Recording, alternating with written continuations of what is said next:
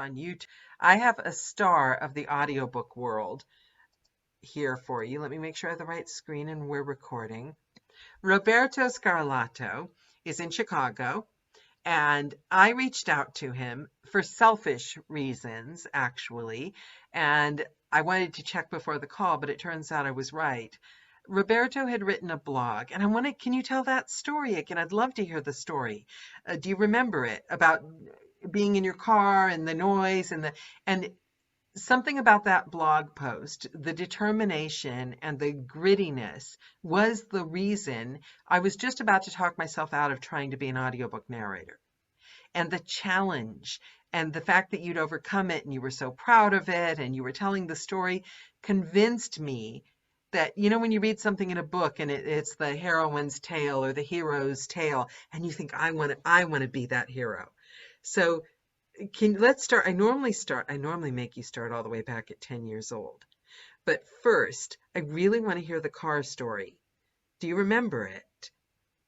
Yeah, sure. Well, I was working at a warehouse at the time, and I was trying to look for ways to make a little bit of extra income because, me and my wife, we had just had a daughter, and I had the microphone, I had the equipment, but I didn't have any space because it was like a small apartment, probably like 500 square feet.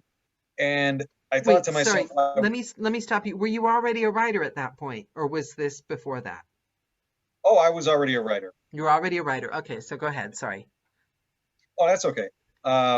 Yeah, I was writing at the time, and I thought, well, I want to make a little bit of extra money, so I'll try this. But I didn't have any space, so the only thing that I could do was put my setup inside the car, because when you're inside the car, you can feel your voice like right next to you. So there's a lot of padding inside the car itself. Right. Um, and I would record a book, and then I would just get out of the car, go back inside, master the audio, and then send it in. At one point, I did this during the night, because it's cooler. It's much cooler at And you were nighttime. working during the day, weren't you still? Yes. Yeah. Like I said, this is amazing to me. I mean, this is like a Rocky. I mean, do you see what I'm saying, though? But was there a feeling of that? I'm so determined to get this done at all odds. I'm going to put my Oh head yeah. down You, and you do it. know, if you love something enough, you're going to try to make it work no matter Yeah. what. When did you sleep? I think I would sleep probably because I would record like around 10, and I'd stop recording at maybe midnight, and then I'd go to sleep at 1 a.m., wake up at 7 a.m., and then go to work. Wow. And I've got to say, Yeah. um, I know there's even more to this story, but I have to say we touched on this before the call. And I'm a bit of a workaholic, so yes, I carry it too far. I get that. Not leaving your house for 2 years is not a good thing to do. I get that. And you should be careful and have reasonable hours and all that. But I do think that you should also prove your metal at Yeah. sometimes and show that you have grit and that you can do the hard things and work through the night. I love that. Okay, so you're recording. How long did this go on? No one complained about your sound? What about the engineering and the No, mastering and everything? no, everything was fine. The authors were always excited when they would get new audio because it was almost like a prize to them. I deliver audio like an hour at a time so that they can see the progress. And that just helped out if they wanted to add a little bit of direction there. But I did this for, I think I want to say 6 months to a year. One time I was up against the deadline and I did a very foolish thing. I decided to go in my car during the daytime, and it was chilly, it was like 65 degrees, but the sun was beating down on the car, and I was sweating so much that I almost got heat exhaustion. I went into Wow. my apartment, and my wife said, "Oh my God, somebody throw a bucket of water on you?" And I said, "No, I've just been recording in the car." And she said, "You could have killed yourself." And I said, "Well, I had a deadline." Okay, so you're meeting the First deadlines. and last time I've ever done that. Yeah, see, because you, yeah. Yeah, you were a little too enthusiastic. Yeah, I learned my lesson. Okay, so you're working. Okay, I want to go back. You're 10 years old. What do you want to be when you grow up? I wanted to be a comedian. Yeah? Yeah, Did you yeah. like practice in front of the mirror and everything? Microphone? I went one step further. I went to the talent show at my grade school as a stand-up comedian, and I had actually written like 15 minutes of material, and my father and my mother were recording it, and the audience was just cracking up because I guess, for a kid at 10 years old, I had sort of a deadpan delivery. So it didn't make sense that a 10-year-old would just be saying everything like kind of monotone, I can see and my you now. voice I was can doing it. picture it. Yeah. So what happened? Why did you not go on to become a comedian? Where did you end up going from there? Well, I guess I sort of phased out a comedian and I just fell in love with movies and writing. And I thought, well, I want to be a film director because I loved how people were able to capture a moment on screen, on celluloid. So I just Uh-huh. kept on watching a bunch of movies. I wanted to get really into it. But by the time I was able to go to the college that I wanted to go to, and I actually got accepted into it, um, I found I found myself working as a production assistant on this very small movie. And I was watching some of the stuff that they were doing in this movie, filmmaking. And when I saw the final product, I got disillusioned of being a film director because I thought, well, these guys graduated from the college that I wanted to go to, and they completely botched it. I can't do this for a living. Like, what if I completely botch it? Have you seen you just reminded me of a movie I just saw the other day. I'm probably the last one. It was out in 2019, La Belle Epoque. Have you seen it? No, no, I have not. What's that Get it. about? It was only 2 years ago. It's French subtitles, but it reminds me of what you just said. I think you'd really, really like it. I think you'd really, really like it. This guy creates sets of people's past so they can kind of go time travel back to them. And he does them Oh, as movie productions. It reminded me of you, wow. what you just said. That reminded me of that. Yeah, La Belle Epoque. La Belle Epoque. I think you'd like it. Okay, so that put you off it. And how old are you at this point? I think I'm in my 20s. Yeah, In I'm like Chicago. 20, 23, 24. Yeah. You do know, I've got, I watched, there was an old, okay, I'm going to really age myself now. About Last Night was filmed in Chicago. And Oh, I yeah. thought they were so cool with the, I've got this picture of you walking along long, windy bridges with like big, comfy sweaters, going to bars with all your like Chicago mates. Is that what Yeah. Chicago's really like?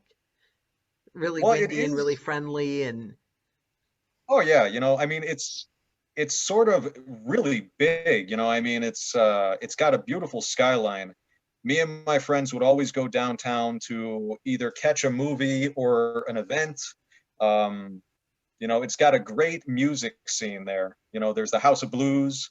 oh There's a yeah. bunch of great museums. So it's a big tourist draw, definitely.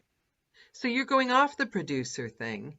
Are you thinking, are you like up at night with your eyes pinned to the ceiling going, what the hell am I going to do with my life? Or are you just kind of happy plodding along? What you're thinking then? Oh, I didn't know what the hell I was going to do. I mean, like my father always taught me, you got to have a good work ethic. You got to be able to work hard. I think his his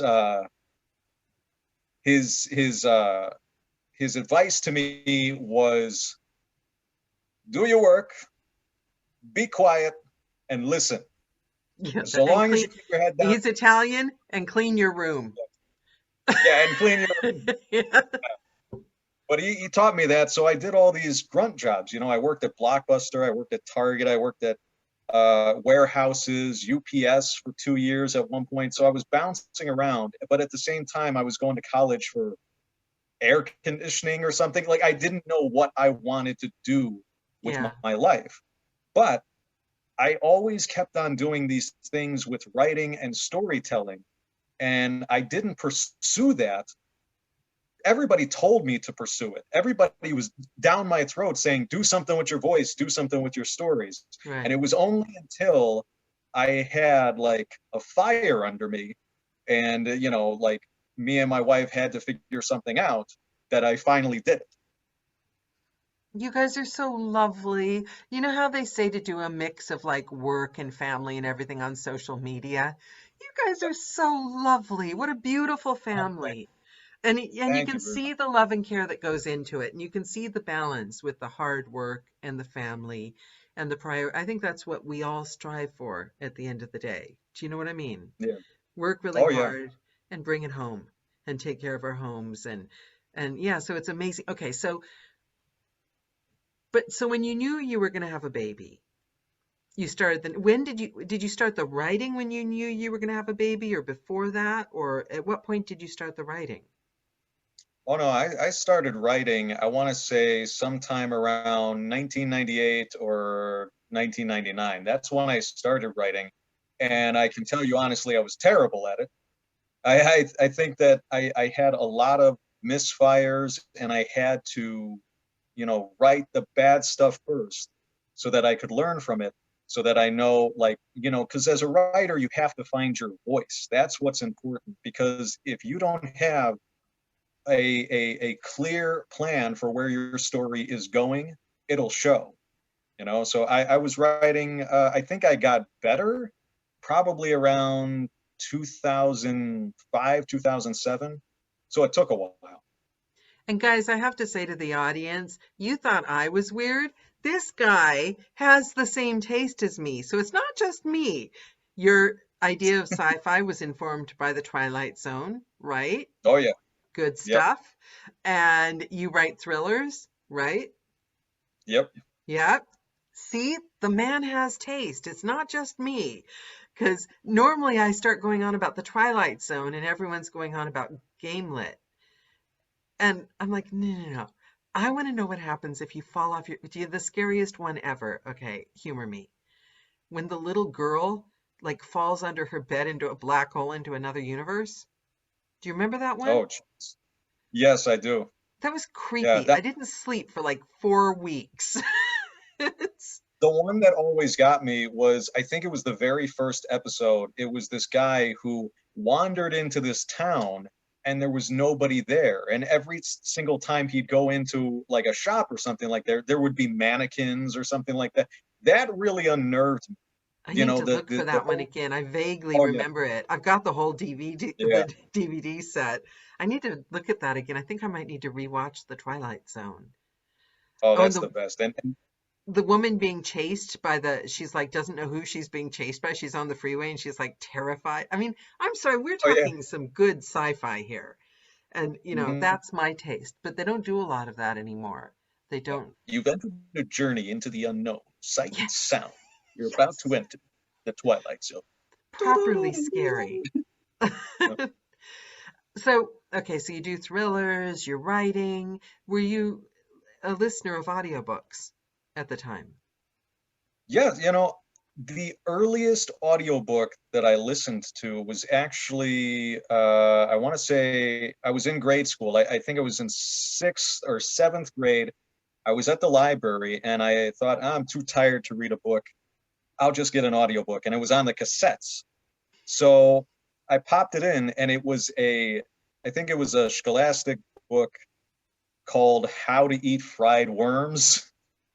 And it's a funny book. It's not that gross, but it's definitely recommended for young kids. I will say that, especially young boys. But it was it was entertaining and it made me laugh. And I thought, my God, this book is actually giving me physical reactions. So I started to pursue it more. But the time that I listened to the most audiobooks was a stretch of 4 years that I was working uh, in a warehouse as a machine operator, and I would listen to probably two audiobooks a week. Yeah, yeah, to get Yeah. you through what do you think? You know how like years late, you've been doing this for years, you've got over 200 books, don't you? Audiobooks. How many Yep. books have you written?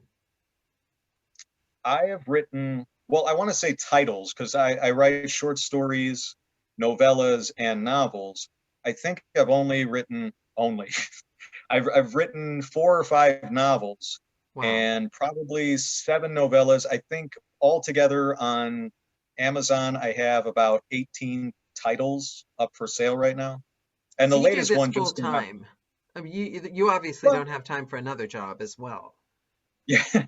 Well, it started part-time. I mean, I started writing and I started dabbling in that, but I really wanted to pursue storytelling. And then by the time I had the light bulb moment, when I was in the warehouse listening to an audiobook, I was changing a part on a machine and it was just ding, I should be doing this. This guy I'm listening to is having so much fun. Why am I in this? So I started doing that and started doing auditions. And around the same time, I didn't have any samples. I had nothing. So I thought, okay, I have a novella that I wrote. I'll just narrate that myself. And then that'll be sort of the sample that I put up there. So I used my own material as the sample. And then I started getting more gigs from just from that. Now I have a question. You don't have an acting background. It does. Do you have an acting background? Because you Not, narrate as if you do. And so many people come into this business and they're like, everyone's classically trained. I don't have an acting background. And they feel bad about themselves for it. And I can tell them, I remember acting school and being classically trained. And some of these people are just as good without it. Because a lot of times when I'm not putting it down, it's wonderful. You learn a lot. But you don't learn necessarily what you think you'll learn. You don't learn right. talent, in my opinion. In my opinion, you learn how to work on your talent. But Mm-hmm. like, would you consider yourself someone with an acting background?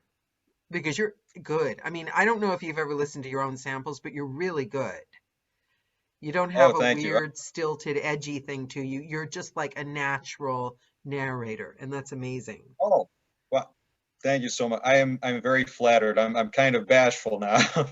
you know, You're Italian. sorry. Italians can't be Yeah, bashful.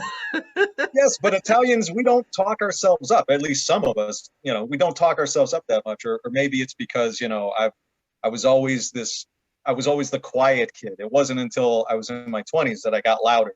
But Well, let me yeah, ask you something there because I have a thought about that. I noticed two things. First of all, the talking yourself up thing. I went to APAC and I spent 3 days talking to everyone, and I had a great time. And I was aware of who was in the room. But I grew up with my father, with all his Italian friends at the kitchen table every single night of my life. That was my life, right? And I was putting myself down, but I wasn't putting myself down. It was like a humble kind of thing. Oh, no, no, right. no, not me. Let's talk about. But I realized why I do it. To a lot of people, I think it makes me look weak. I don't think I look shy, but I think I look a little weak. But I'm doing it because I want other people to be the king. You have a Oh, yeah. guest, you make them the most important person in the room. And I need to find a way to communicate that without making it sound like I'm insecure because I'm kind of not. But then the other thing you did just now that I saw, and I had a revelation growing up Italian. But when I first got in the booth, somebody told me not to do it. So I was terrified of doing it. You did this. I can't do it because I got the background. I look like I'm just a headless person with no hands. You talked with your hands. And when I first started narrating, I was told, don't talk with your hands. But Right. I've started taking singing. And she said, you're a visual person. So practice doing this and put your fingers where you want your voice to go. And it was like magic. The Yeah. variation in tone, it was like magic. And I realized, I just saw you do it. And I do think some things are cultural. I think you Oh, learn from yeah. the people you come from. And It's definitely an Italian trait. Yeah. yeah, yeah. And the making other people feel, because you don't seem very shy, but it is, I think, an Italian trait to, you're not the most important person in the room. Oh, yeah. Everyone else Like is. yeah, my father, he was always the most optimistic guy. Regrettably, he passed away this no, last year. He passed away last year, but he was the life of the party and he was so energetic. and he was always about putting other people first, you know, and Yeah. he's always had this welcoming quality to him that he instilled that in all of his kids, me, my brother, my sister, you know. And whenever I go to like a public setting, or I was there for the Independent Audiobook Awards in 2019, and I met so many people, Yeah. and it felt like after just a few hours, we became friends for life. You know, like I consider these people my peers, but they're also really nice and really good people and well read, you know, because they're Yeah. narrators. That's a But benefit. All of our friends are yeah, really smart. yeah, exactly. But I love it because you were mentioning earlier about professional acting and everything like that. In the audiobook world, at least, you know, and that's where I'm focusing that. I don't know how it goes in the film industry, but at least in the audiobook industry, narrators come from all walks of life. Yep. So they could be professionally trained, they could be a natural, they could need some coaching, but it's all good because wherever you come from, that shows how how much you want it, but also how much work you're willing to do. Because I can tell you, even though I've done this for 8 years, you will never stop learning. You Yep. are always going to learn something different, something new. Like when I was in the booth, at first I did, you know, speak with my hands whenever but then you could hear the Yeah.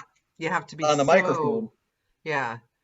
Yeah. Yeah. So for a while, what Sorry, I go ahead. did was for a while, I took a pen and I just had it in one hand, and I would sort of be like conducting like this as That's I was narrating. brilliant. You're brilliant. I'm going to do that because I just thought of it last week because I'm very, very still, Oh yeah, but I can manipulate my voice exactly with my hand. You are, that's, I'm going to do that. Okay. I'm going to do, everyone try it. I'm telling you, if you're a visual person, it makes all the difference. It turns, and I mean, who knew? There was a reason I covered my booth with leopard print faux fur. It's important to me. I don't understand. I genuinely don't understand people that can sit in an ugly place. I have to right. see beauty. I can't, I have to see colors. I have to see beauty. I have to see something. I warm up by looking at Pinterest because I look at beautiful things. I have to get myself visually oriented. Kat says she does it too as a singer. It helps tremendously.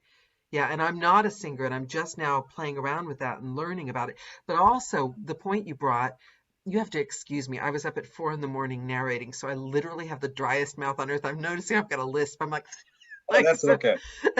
the problems of the trade. But um, when you said we all bring who we are to the job, that's my theory as well, because I've learned how intimate the microphone is and how we are talking. And I listen when I go to sleep at night to books.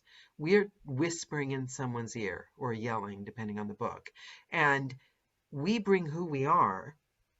So if you were a marine biologist, you're bringing that marine biologist in. It's in the background of everything you do and you narrate, isn't it? Who Mhm. you are is what matters in this job, and our job is to make who we are as full and interesting as possible, because that makes it interesting. That's the humanity. I think we're sharing that with them. They don't even realize it, but they're getting the voice which holds everything that's ever happened to us. Yes, And and these are things as an actor you tap into when you're recording. You're injecting your emotions in it, and it's got your genetic fingerprint on it. Whatever you've been through, whatever experiences that you've had, we've all been through something.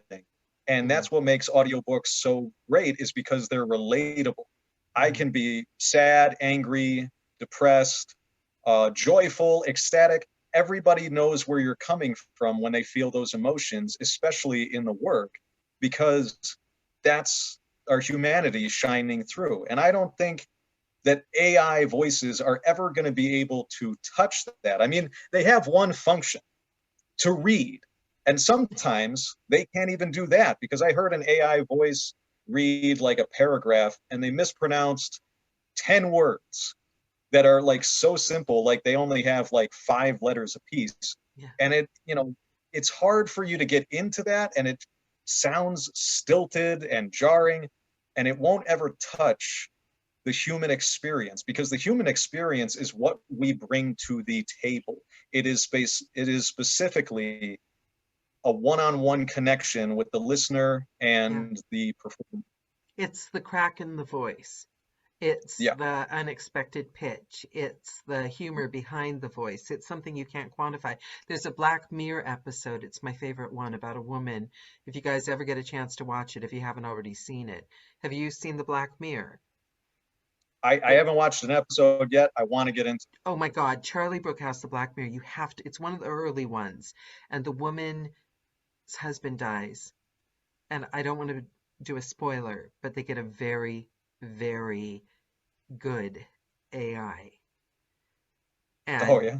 that story says it all, because it doesn't matter. It doesn't matter if it's just as good or if it sounds perfect. Nobody wants perfect. And you know those TV shows, because I did that thing recently where I had a moment where I saw that we had like something, 27,000, I think we hit people watched this show, and I became obsessed with this line here. And I thought, that means 27,000 people have seen this line, right? And all of a sudden, every day I looked up and that line got bigger and bigger. I mean, that line, you might have thought it was like a crack down my whole body, because I was like so obsessed with it. And I went and got Botox on it.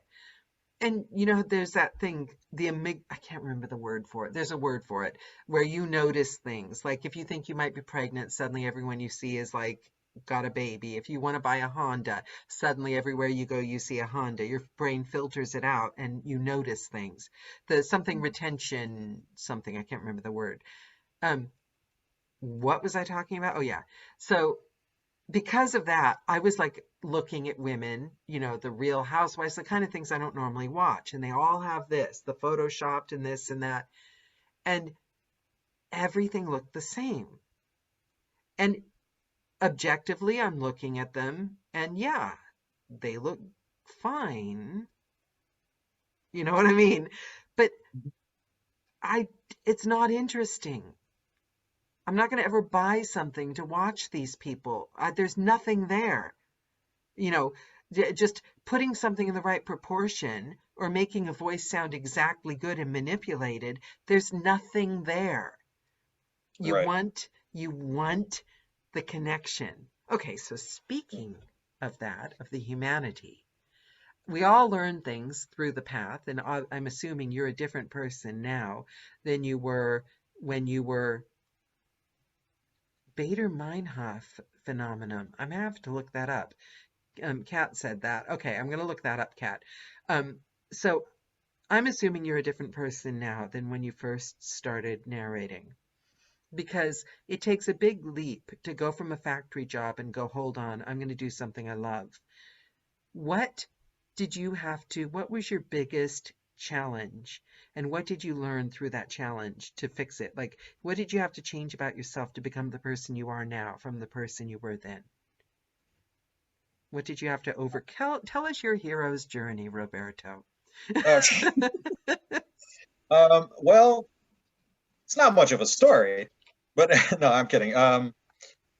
What I did was I had to, I was fearful because we needed a little bit of extra income. And, I didn't want my wife to go out and get another job because she was already doing a job at the time. So I decided to jump in with both feet, and I did 10 auditions. And then from those auditions, I got like 5 callbacks for books. So Wow. that I was unprepared for. And I had this extreme amount of anxiety and fear, but I just had to get out of my own way, because sooner or later you have to sit down at that microphone and you have to do the work. And the biggest challenge that I faced It was stops being not the, about you. right? Yeah, Yeah, yeah, I love that. I love that. So the biggest challenge you faced, yeah. sorry, I cut you off. Oh no, that's okay. The biggest challenge I faced was really intimidating. It was not my first book. It was actually my third or fourth book, because by that time I had a couple of samples up on ACX. That's where I got started, by the way. I went to ACX, I set up a profile, got all squared away with that. And this one audition that I did was actually a pair of authors. Their names are Dima Zales and Anna Zares, and they actually wanted to talk to me over Zoom chat. And so, for whatever reason, I couldn't find out how to do the video, so they could only hear my voice. But they said, "That's great, that's okay, because we heard your voice in the audition." And they started talking to me about this series that they had called the Thought Readers, and it's sort of like this guy who's able to stop time and manipulate things and then bounce Ooh, back and be able to get on with his life and stuff with a little bit of an edge. And as they were talking to me about it, I was really digging the story. And they said, "Would you be able to do this book?" And I said, I think I'd be able to do this book. And they said, "Good, because it's a series." And I said, "What?"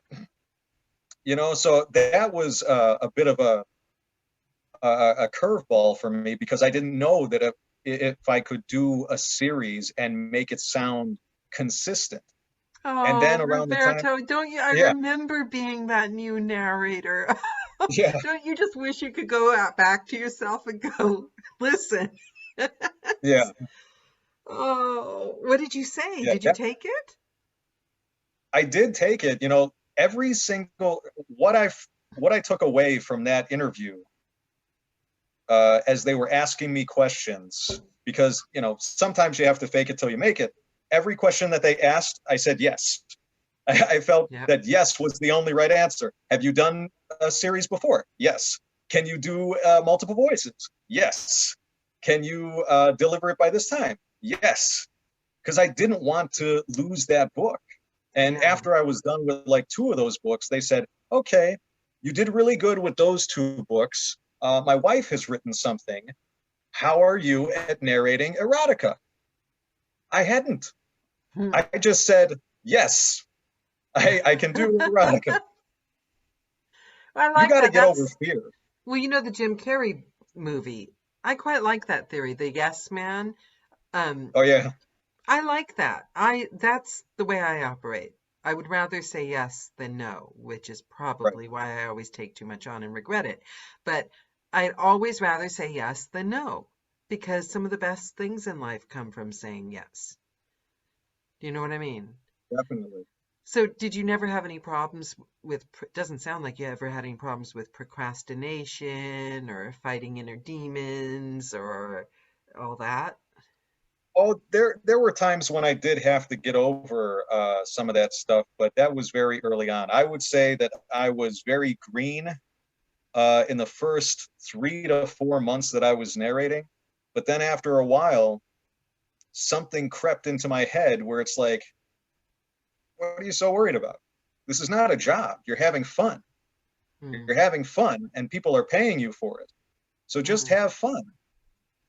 And so that's where I took it. Like, so for 8 years, I've had this job, this career, but for me, it's just been nothing but fun. Do you feel like a narrator that writes or a writer that narrates? Ooh, that is a tough question to answer. I feel like I am a writer that narrates, because I know from experience how to drive a story and where all the beats are. Mm, And that's why I think I can hone in on a manuscript when I need to go a little bit faster, or when I need to speak a little bit softer, or when I need to, kind of intensify the suspense that's already written on the page. I know where the author is going, and they don't even have to make it that bold and say, "Make him do this, make him sound like that." But I'll know inside my head, okay, this is what they're going for. And I'm yeah. able to like drive the point home. So, like, what does an average day look like for you now? I mean, do you have a An average day, schedule? What do you do? Do you have pets? Do you wake up and have your cappuccino and do yoga? What is your day like? my average day is I wake up, Once I got that down, I'll try to really wake up and get myself a cup of coffee, decaf, because I used to drink loads of caffeinated coffee and I was a buzz. I could do anything on caffeinated coffee, but I really couldn't. So I'd have that. Yeah, I'd Yeah, have that. And then I'm, the 6 shot of a Bialetti. I do that every morning, and they're gonna have to pry it out of my cold, dead hands. yeah, yep, I hear that. Uh, so I'd have coffee, then I'd catch up a little bit on the news, not too much because I'd rather watch cartoons. And after that, I'll start looking at the manuscript, seeing like how many hours I have to get in a day. Like my workload is very, very minimal. I'll usually do like an hour to an hour and a half of narrating a day. If I'm up against the deadline and it's crunch time, then I'll do 2 hours a day. But I do 1.5 hours a day, and then I do the mastering probably at the end of the night.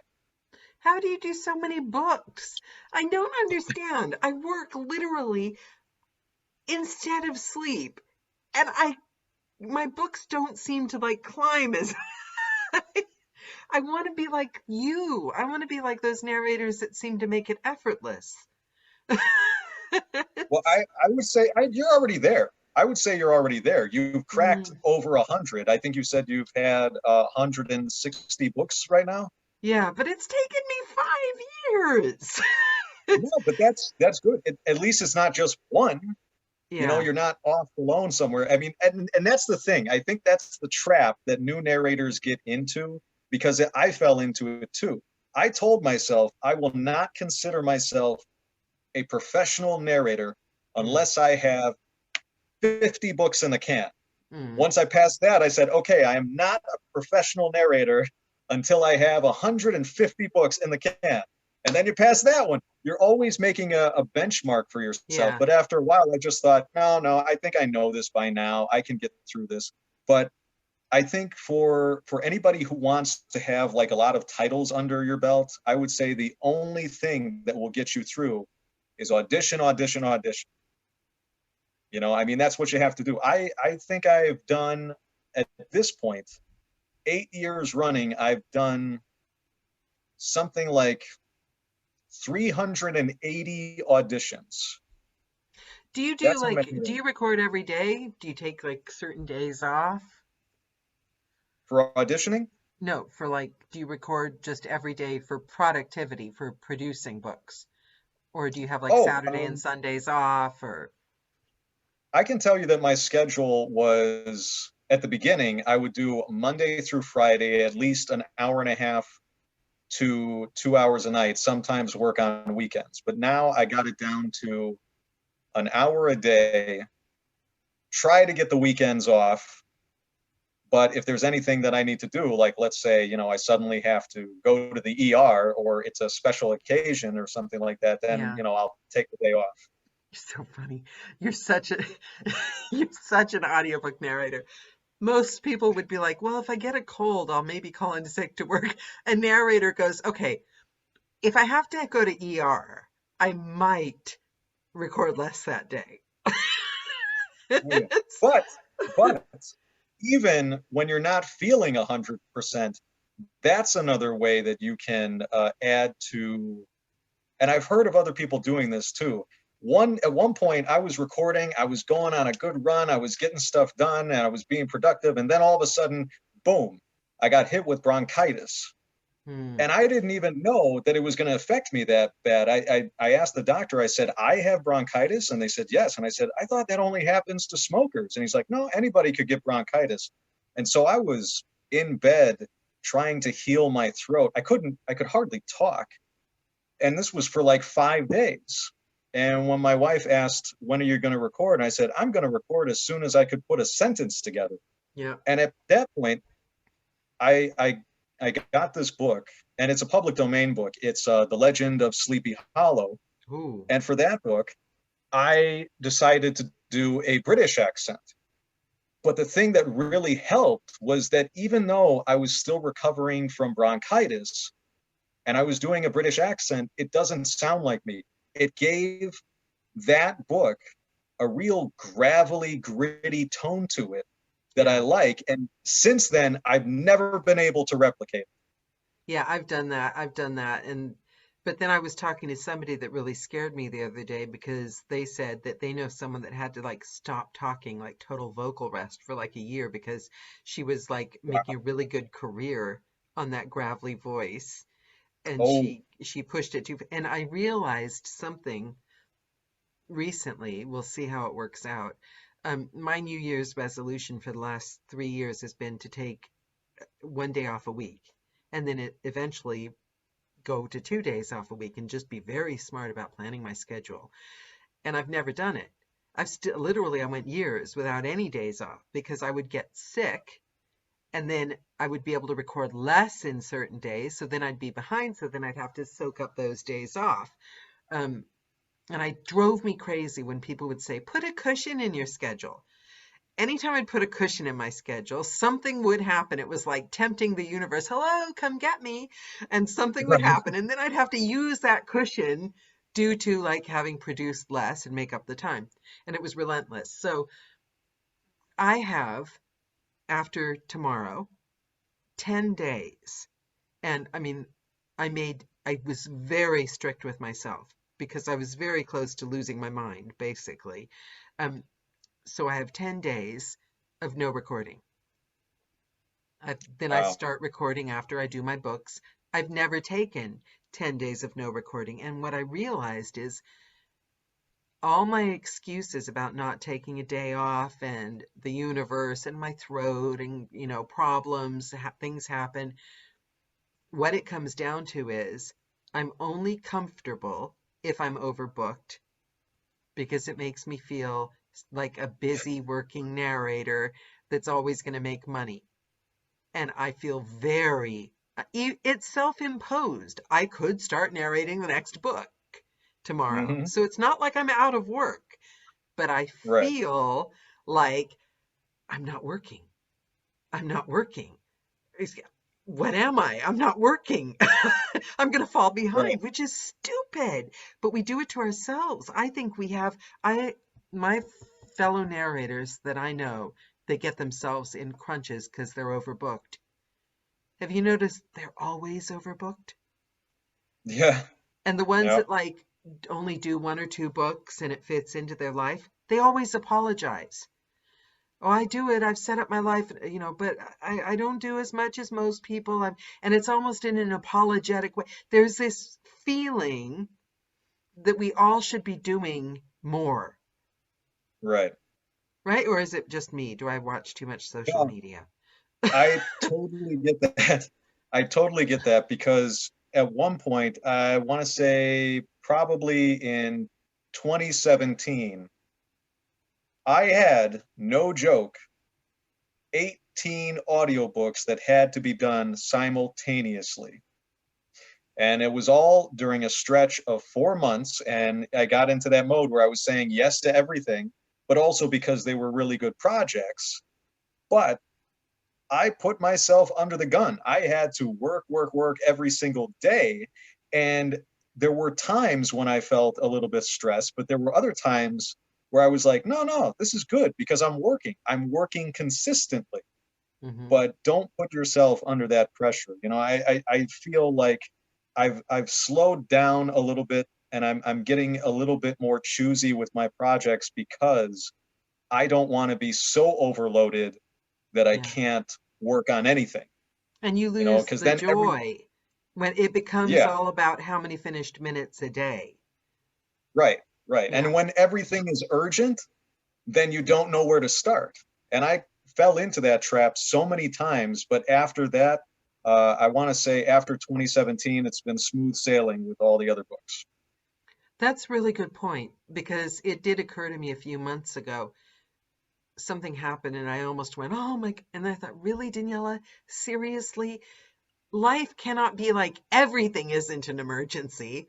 Right, Like, right, right. sometimes it's got to just be no big deal. Some people are very casual about that. You know, like nothing's a big deal. Me, if I have to change a light bulb, I have to look it up 20 times, make sure it's the right voltage, double check, Right. freak out. So do you consider yourself a calm person or a volatile person, or what do you think? I would consider myself an adaptable person. Oh, You know, that's good. there are moments when I realize, especially in this last year, that we're always adapting to what happens to us. And I think that as I get older, I'll probably get calmer. uh, but for a long time, I was very introverted. You know, I knew that I was funny, or that I had some worth to my existence and stuff, but I didn't find that until I went to high school, when I got a bunch of friends, and then again when I started meeting everybody at the Independent Audiobook Awards. There's this thing in us that says, you can do this. Everything's great. Everything's golden. But then there's this other thing on the other shoulder that's saying, you're not supposed to be here. You're a fraud. You're a fake. That's the imposter syndrome. And I Mm. got struck with that the second day that I was at the Independent Audiobook Awards. I was there because I was nominated for The Accidental Thief, and I didn't win it, but that's okay, because I really loved that book, and I really loved the experience of being there and being around so many people. And a But when I was nomination there, is big. A nomination oh is yeah, just as big. Yeah. So congratulations. yeah, and Jamie Davis was there. He's the writer of that book, and we had a really great time. But the second day that I was there, the imposter syndrome hovered over me, and it said to me, you're not supposed to be here. You haven't done anything. And like Pac-Man, at the time, I think I had like 180 audiobooks to my name. And like Pac-Man, it just ate all of my audiobooks to the point where I thought, oh my God, I'm not supposed to be here. Yeah, yeah. Oh, I know that feeling. Anne Flosnick, I had a chat with her. And, so I think you were probably at that level where you get to a certain number of books and you start to like every conversation you have in life with anyone starts with, I have 165 books. My name is Daniela. I have 165. I have 165. Nobody even Right. cares. But Anne was like, Anne, she said, oh, casually, I have like 400 books. I was like, what? What? And she said, it doesn't really matter. There's no way to know how many there are because after 7 years, they start to fall off. And the thought had never occurred to me. I'd been keeping very careful calculations. Like, if they accidentally dropped off one of my books, they had like 23 phone calls from me. Where's the book? Right. Where's that 15-minute book I did when I first started? Yeah. And Anne was like, they fall off. And so then I started thinking, oh, yeah, the people that really have a lot of books don't even notice anymore because they're so confident. It's I heard something today that I can't get out of my mind. I kind of wish I could because it pissed me off. The guy said, I can't remember, it was like on a podcast. He said, if you're not happy right now, you're never going to find happiness Oh, because there is no future. Because right now is the only future you get. So how you're presenting and showing up right now is who you are. right. So you don't get another chance to be who you are. You are who you are now. We're only given the moment we're given. So all that who you were in the past, oh my God, this is me, I have this obstacle to overcome. It's nothing. You just be who you want to be right now. And that's it. It's that simple. Be happy right now. That means your future is always happy because now is your future. And it's a little bit of a Yeah. brain twister, but it kind of makes sense because like I'm diet girl, spend my whole life in 3 months, I'm going to be skinny because I'm going to lose such and such pounds, and then life is going to be grand. So I've always lived for the future. But that makes so much sense. If you're not happy right now, you're not happy. That's your future. What you are right Right. this minute is who you are. And that's Yeah. so uncomfortable and gross and horrible, but kind of true. I tried to remind myself of that when I was in the booth because how we show up. Because what's your favorite Oh yeah. thriller that you've narrated? I want to get it. Oh, geez. You put me on the spot here. Let's see. Thriller. Thriller. Goodness. I've narrated a lot, but now I I know. can't It's like I'm drawing a blank. There was one that I really took to. It's a thriller in a sense where it's sort of like Jaws. It's about Bigfoot. It's called Unknown Border, Hmm. and it's these campers that go out there and they come across Bigfoot. And the book is like, I think it's like something 12 hours long. But the way I was performing it was that it's very suspenseful and there are thrilling parts in it, but they almost always come as a surprise, you know, Oh, okay. and I think that's what I like about it. I'll check it out. I'll check it out. Okay. So I'm going to hit you with a question I always hit my guests with in the end, and they all hate it universally. Um, so, oh, she's not here. Kim usually reminds me of the word that I always forget. In time capsule. In schools, I, yeah, my school never did it, but some schools bury a time capsule, right? And the kids would put something in it that somebody would bury up in like another generation, they'd dig up, and they'd like see who the kids were, what the school was about, what they were in that moment of time. If you had to put something in the time capsule for the people that are going to watch this video in 60, 70 years from now, what would you like to leave them with? If it's final words of wisdom, if it's advice, even if it's a funny joke or something that represents everything you think about throughout your career, what would you like to leave the people that are going to be watching this in six? Oh, and also, guys, if you do have any quirky questions, type them in while we're talking. Okay, time capsule. Famous last so words. I have to put something in the time capsule right now. Yep. What would you like to put or say on this call that in 60, 70 years, somebody picking up this video on YouTube, if it still exists in 60 or 70 years, will take? Because my thought is if 28,000 people have watched those videos, we're reaching a lot more people. We might as well leave them with some words of wisdom. Hmm. I think what I would put in the time capsule would be honestly a couple of my books. Because Which ones? no, I mean, specifically Pickpocket Frankie and Skyways of Tomorrow. Pickpocket Frankie is about this boy who gets abandoned by his own father at a train station. But wait, it gets better. And he has to sort of grow up in New York City, living off of just picking pockets. But there's a deeper mystery involved, and he has to find out what's going on while at the same time growing up alone. And then the other Did you book, write that? You wrote that yes, and narrated yes, it? oh yeah, yeah, I think I want that one. That's the one I want to yeah. listen to. That's a bit of a thriller thing, but it's also humor in it too. Because I love the character of Frankie. When I wrote him, it felt like he was just writing the story. And then the other book that I would put in is Skyways of Tomorrow, because that's about two historical figures who come together who were actually trying to build the first flying car in 1948. So I think Oh, I put those two books in there because knowledge is important, but I really think that the last thing I would want to leave would just be creativity and giving somebody that power to like imagine. Because imagination is so much, you know, we have to nurture imagination. And I feel like that's what a lot of audiobooks do because we're in a person's head for however long. And yeah. we have to voice all the characters, sometimes for long periods at a time. And we have to be consistent and have continuity. But all at the heart of it, we're kind of pouring accelerant on the brain so that it could imagine things better. So I that's what I never want to thought of leave. that. We're in their head. I never thought of that. What an honor. Yeah.